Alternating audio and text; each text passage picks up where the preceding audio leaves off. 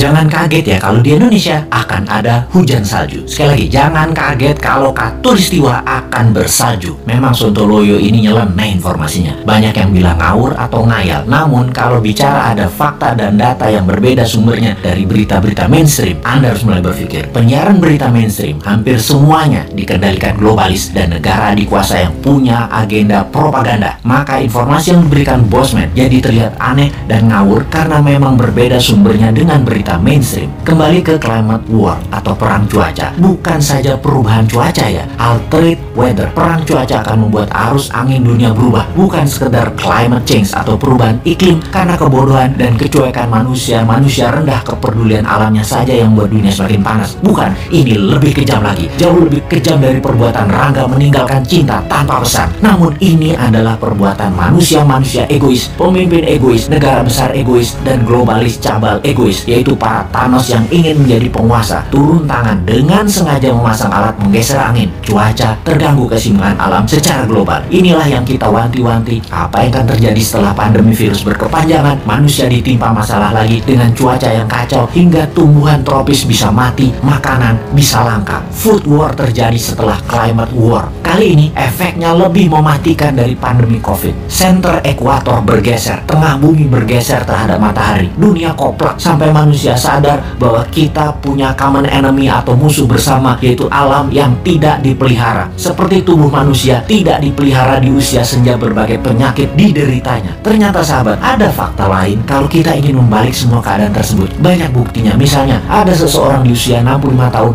baru mulai hidup sehat. Di usia 80 tahun usia biologisnya, tetapi body age-nya seperti orang berumur 30 tahunan karena dirawat dengan baik walaupun mulainya dari umur 65. Dia makan sehat, olahraga, dan lain sejenisnya. Sekali, padahal selama 65 tahun hidupnya berantakan, namun ketika diputuskan berubah 180 derajat balik arah, semua bisa jadi muda lagi, sehat lagi. Dunia pun sama. Selama ini dunia tidak dirawat oleh manusia, maka penyakit bumi itu banyak. Hal inilah yang membuat bumi menua dengan cepat dan menjadi renta. Tapi bukan tidak bisa disembuhkan. Bisa, selama kita semua sepakat berjuang memperbaiki. Indonesia di tahun 2045 adalah pemimpin yang akan memimpin perbaikan alam dunia ini semua. Untuk itu, New Mind selama 24 tahun ke depan hingga tahun 2045 akan pegang kendali utuh, menyelesaikan masalah dalam negeri dan luar negeri, menyetop kegilaan Amerika dan Tiongkok, serta menyetop globalis cabal. Ini bukan impian kosong. Ini mungkin impian segelintir orang awalnya. Namun ketika 1 juta orang percaya, akan jadi collective belief. Ketika 10 juta orang pertama, kekuatan keyakinan makin besar. Dan ketika 100 juta orang percaya, maka Indonesia akan bergetar. Ketika 270 juta orang Indonesia percaya, Indonesia menang. Dan ketika 1 miliar manusia percaya, dunia semakin sehat. Ketika 5 miliar manusia sepakat, maka dunia damai selamanya. Saat ini, silahkan kalian percaya dengan pejabat yang mendukung penyedot nikel dari tanah air tercinta ini hingga 3 tahun ke depan, supaya musnah cadangan nikelnya. Silahkan dukung. Tapi kalau mau Indonesia baru, dunia baru, siapkan konsep bernegara yang membuat Indonesia akan menjadi negara superpower. Ubah pola pikir lama dan semua pejabat incumbent, termasuk yang mencalonkan di tahun 2024 yang dari incumbent. Mereka semua pikirannya lama. New Mind,